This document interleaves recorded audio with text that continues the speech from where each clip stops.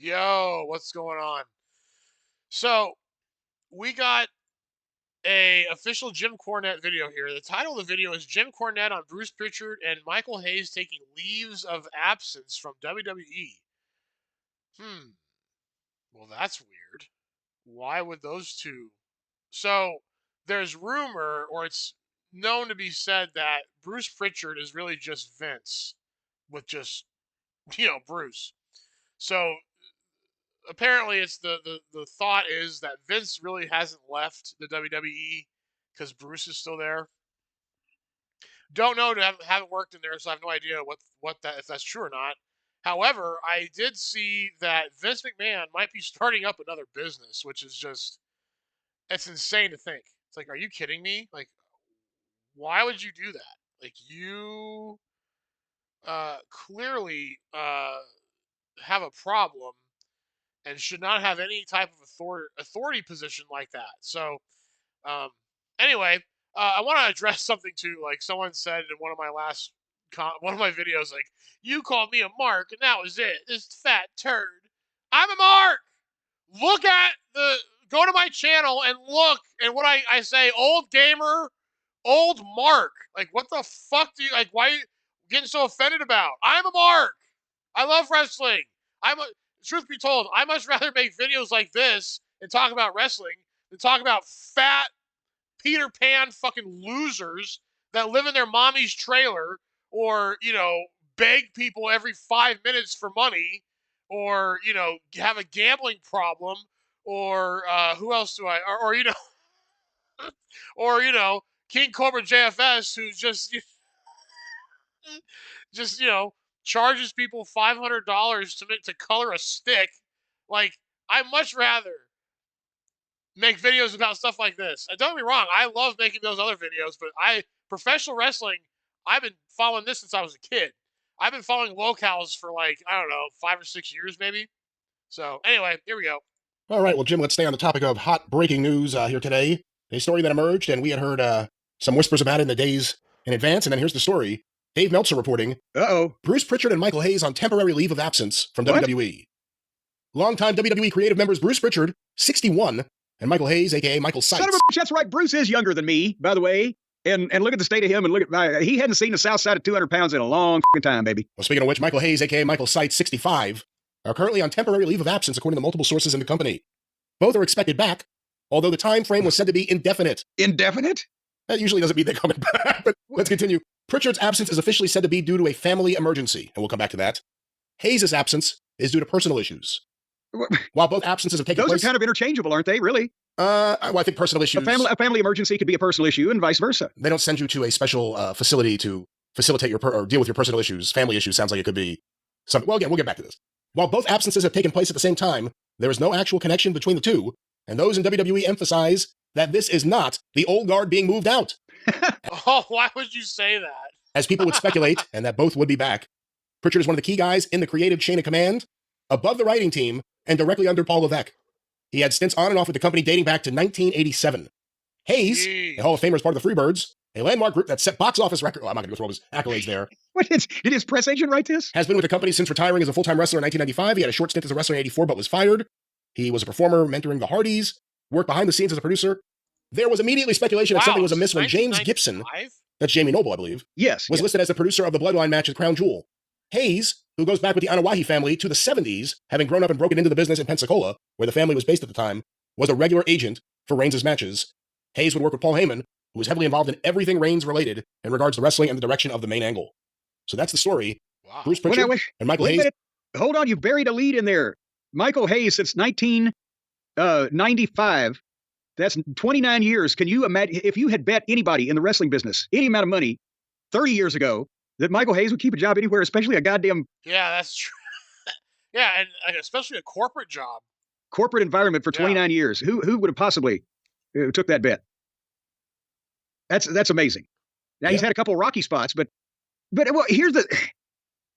it does seem odd that two people who try not to ever miss anything are suddenly missing things together.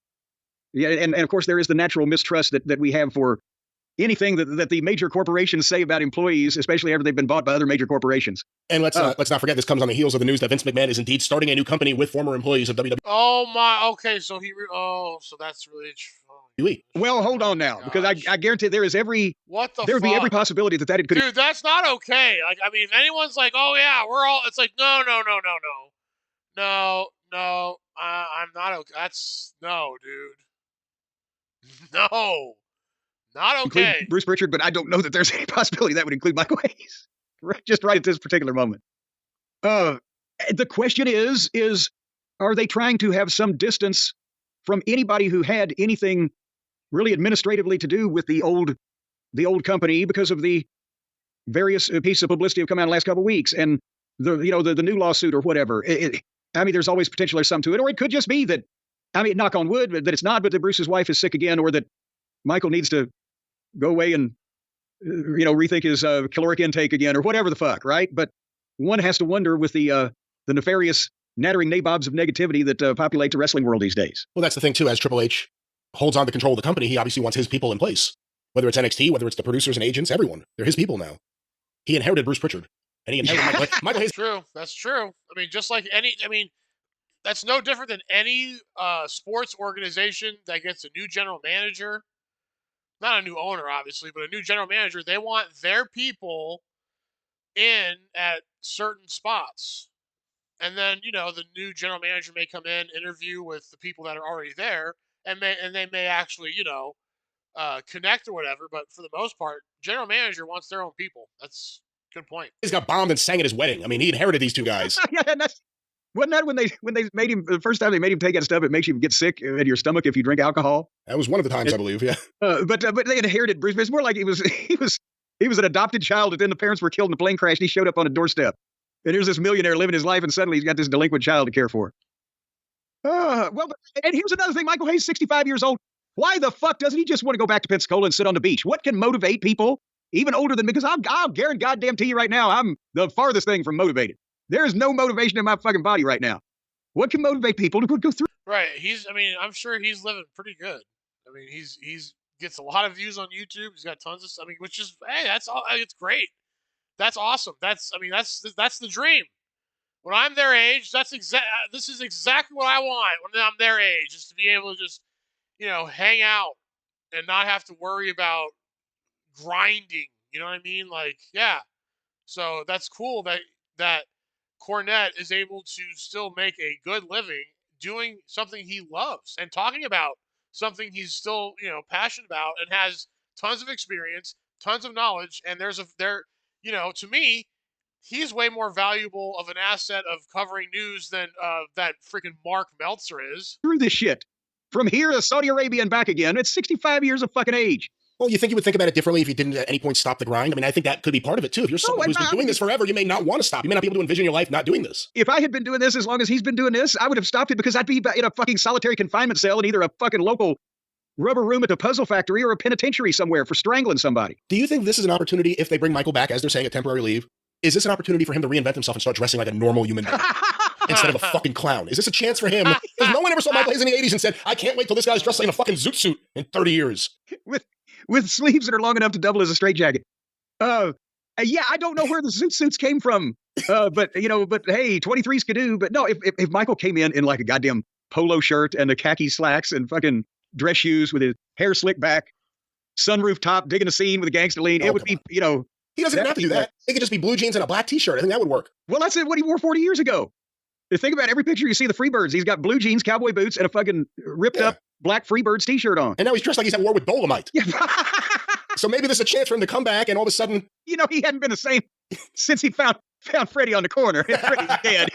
I don't know why this made me think of it, but I had to go to a trunk or treat for my kids. I didn't have to go, but I enjoy doing these things with my kids. It was trunk or treat where everyone in the community, gets together and it's a big event and it's candy. I think we talked about that last year, possibly. So I go there and... Actually, how many kids did you get in the trunk? Well, that's very funny, you sicko. Listen, I actually was telling the wrong story. I meant to say it was the Halloween parade at the school that I'm thinking of. They start playing music, right? They play the Monster Mash. Okay, that's a traditional song for Halloween. They play the Addams Family theme. Makes sense. The next song was Sweet Home Alabama. And I was just like, what the fuck? No one's reacting. I'm the only one. I'm looking for anyone that will make some kind of weird movement so I can be like, yeah, they see it too. You're in fucking nose in the air, New Jersey, and they're playing Sweet Home Alabama. So then I'm thinking, okay, maybe, even though this is kind of the beginning, maybe they ran out of Halloween songs and they decided to go with Skinner. I really don't know. The next song was Thriller. So now I'm really confused. How did Sweet Home Alabama get in the middle of this? But anyway, let's go. Did you ask anybody? I did not ask anybody. I didn't even ask Suzanne because she didn't even pay attention to it. Why didn't you go up and comment? Was there a DJ? Well, there was a parade. There were teachers and students and police officers, too, doing a parade. Where was this music coming from? I don't know. I didn't get close enough. Wait, how did you not get to find out how could you hear the music and not know was it coming from a speaker? Well, obviously it was a speaker. But I can't tell you any of the information about the speaker or the chords or what was the speaker on the float, or was it just were they just playing it in that location, or was it as the float was going down, or the people were parading? Was the music going with them? You could have gotten in that line and snatched somebody by the neck. Well, on the topic of a parade float, let's now focus on Bruce Prichard here. So Bruce Prichard, leave of absence. Again, he's one of the names that a lot of people. Ronda Rousey was very public about it, but she's not the only person to talk about it. She was just very public about it. Bruce is Vince McMahon's avatar. Bruce Prichard was brought back to WWE when Vince was looking for. At a time where we now know Vince was out of his fucking mind. Yeah. He was looking for loyalists, and Bruce was his guy. Wait a minute, now you say it like this. He was out of his fucking mind, so he hired Bruce Prichard. Yeah, so he needed someone who wasn't going to say no. Well, both things just happened at the same time, because I know Vince hired Bruce Prichard at least twice before he lost his mind. So those things didn't have to go together. Again, Triple H inherits Bruce. Well, yeah, and that's the thing, is that I don't know that Stephanie has been the biggest Bruce fan in the past when the creative team was under her auspices or whatever. Bruce has had numerous, different jobs in the company over those years. It wasn't all on the creative team where they were butting heads, but they want somebody newer that's in their system with them. I mean, I don't even specifically know who that would be, but I just know how bookers and or promoters are. And especially when it's a family generational thing, when it's someone that is a stooge for the former boss. Well, who still owns shares. That is probably, that's a minute amount of shares in the overall scheme of what it was. But yeah, that was even more pronounced in the territory days where you didn't want, as you said, the stooge of the former guy there, except now they're still in the same family. So, there's an element of that, but it's not as pronounced as it used to be when you just cut all contact off with the ex-booker or the promoter you sold the territory or whatever the fuck. But they still got to see Vince at Christmas and shit. But they don't have to. Oh, no, that's got to be an interesting family dinner. See, Bruce, that's my point. Well, exactly. That's what I said, too. They want their own guys, new guys in their system, people that they want to bring up. Because again, didn't anyone else find it kind of odd that Netflix, when they were doing their documentary on Vince, that that him and his wife were completely separated from that? Like, I thought that was really odd. Like, if Netflix is doing a documentary on me, I'm gonna have my family right next to me, in the same shot, right? Like, I'd have my what was the anyone else catch that? It's wait, why aren't you guys on a couch together, or why isn't Linda in the ring with him? If Bruce is 61, then Triple H is also wanting somebody that's younger and svelter and more energetic and whatever, and thinks the way he thinks all the way down the line, instead of, Bruce. Well, Vince would have said, hold on while I shit on your head. Well, yeah, explain to me Bruce's role too. Right, that's a great point. You don't really want that. Sort of like with, my football team with hiring Gerard Mayo, is that there was the Patriots, they thought that it would just be Bill Belichick, because he learned under Belichick and all that. And apparently it's not like that, which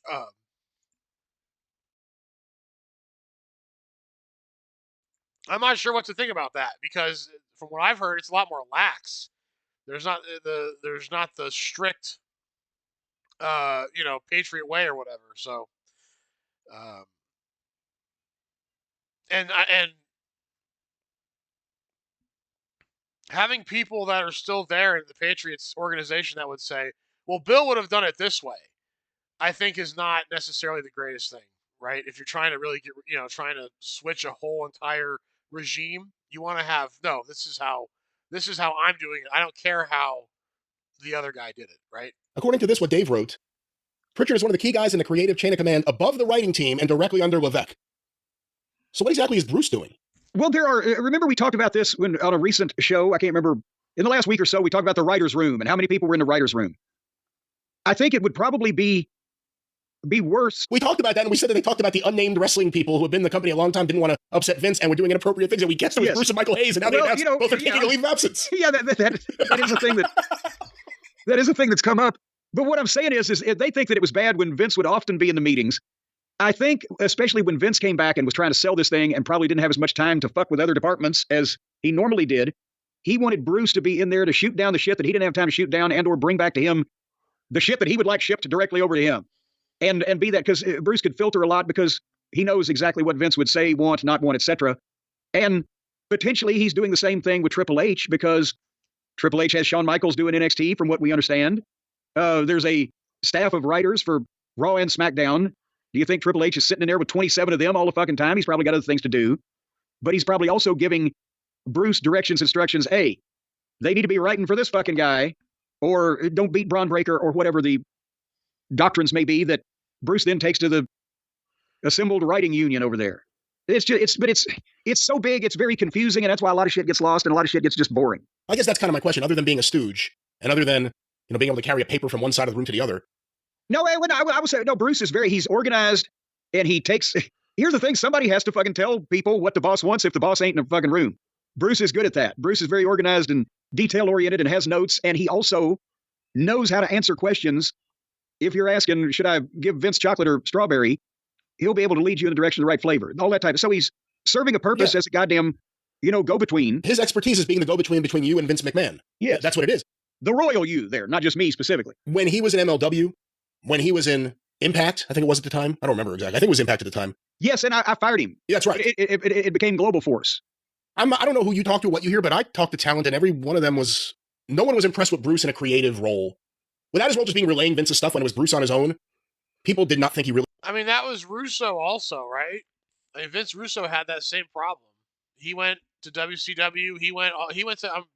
Didn't he go to TNA also? I mean, Vince was his filter, and Russo was. I mean, he knows. He has his opinion, and I would say that his opinion is way more valid than Dave Meltzer. Meltzer's never worked inside the business. He's just a journalist. So unfortunately, when it's just like with these sports analyst people, like the guys that play sport, the guys that actually played the sport, or the girls too that play the sport, and you hear their opinion, you're gonna value that way more than someone who's like Skip Bayless, who's never played in any professional anything. So that's just what it is. I mean, that's just unfortunately what it is. Really had a clue what he was doing. Well, if we were still in 1994 with TL Hopper or whatever the fuck, that the underneath gimmicks, and then if he had a couple of main event guys that he could replicate some late 80s WWF type of programs. But that's Bruce's problem, is he spent so much time working with Vince that's what he's got there, except without the overall big picture, evil impact. Right, because if you look at it, if it wasn't for ECW, and this is open for debate, but it's pretty obvious. When Vince McMahon got wind of ECW and saw it actually drawing a crowd, he's like, all right, so this is where the culture wrestling business is going. Let's go that way. I mean, and he made the Attitude Era mainstream, which if ECW could have done that, they would have absolutely probably still be in business today. Power magnate. It's very WWF-ish from years ago, but I haven't been around him in a while in a creative capacity. Well, we will follow up on any news that we hear about Michael Hayes or Bruce Prichard, and of course, if anything's wrong with any of their. All right, if you made it this far, I appreciate it. See you on the next one.